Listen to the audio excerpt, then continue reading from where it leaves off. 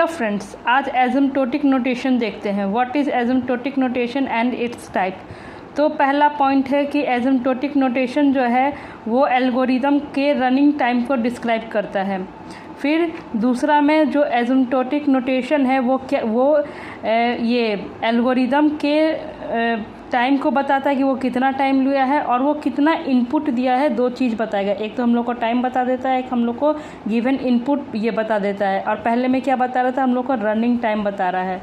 तो ये जो इन शॉर्ट हम लोग का एसिम्प्टोटिक का ये डेफिनेशन हो गया। अब देखते हैं इसके टाइप्स कितने हैं। तो एसिम्प्टोटिक नोटेशन के 3 टाइप होते हैं। एक के बिग OH नोटेशन जिसको ये O से रिप्रेजेंट करते हैं। फिर ओमेगा नोटेशन जिसको हम लोग ओमेगा से ये डिनोट करते हैं। फिर इसके बाद है ये थीटा नोटेशन जिसको हम लोग थीटा से ये डिनोट करते हैं। तो अब एक एक करके तीनों ऑप्शन को हम लोग देखते हैं। तो सबसे पहले है बिग OH नोटेशन। तो ये अब इसको मैं थोड़ा सा ये डिस्क्राइब कर देती हूँ कि बिग OH नोटेशन में क्या होता है। तो जो बिग ये OH नोटेशन है वो एक फॉर्मल वे है, ठीक है। उससे हम लोग अपर बाउंड ये जो भी है एल्गोरिदम का उसको शो करते हैं। और इस ये जो है वो वर्ड्स केस को मेज़र करता है। It measure the words case complexity, ठीक है।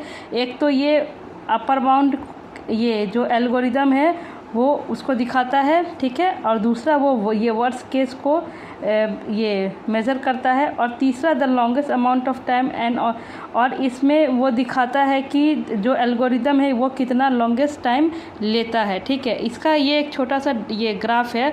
तो जिसमें G है ये मतलब कि ये कितना टाइम ले रहा है और ये फंक्शन है कब स्टार्ट हुआ था। तो इसका एक छोटा सा यहाँ पर ये फार्मूला भी दिया हुआ है जिसमें आप ये देख सकते हैं कि GN is more than equal to complexity, ठीक है। ये डैश F फंक्शन यहाँ पर N।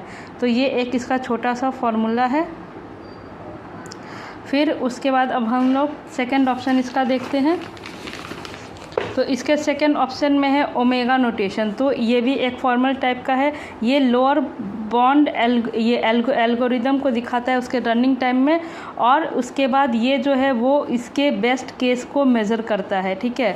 तो इसका ये एक सिंपल सा ग्राफ हो गया जिसमें F ऊपर है इसमें और G नीचे है। इसमें ये दिखाता कि ये जो एल्गोरिदम है ये कितना कम टाइम लिया है, इसके बेस्ट केस को वो मेज़र करता है। और ये इसका एक फार्मूला हुआ, आप चाहे तो लिख भी सकते हैं।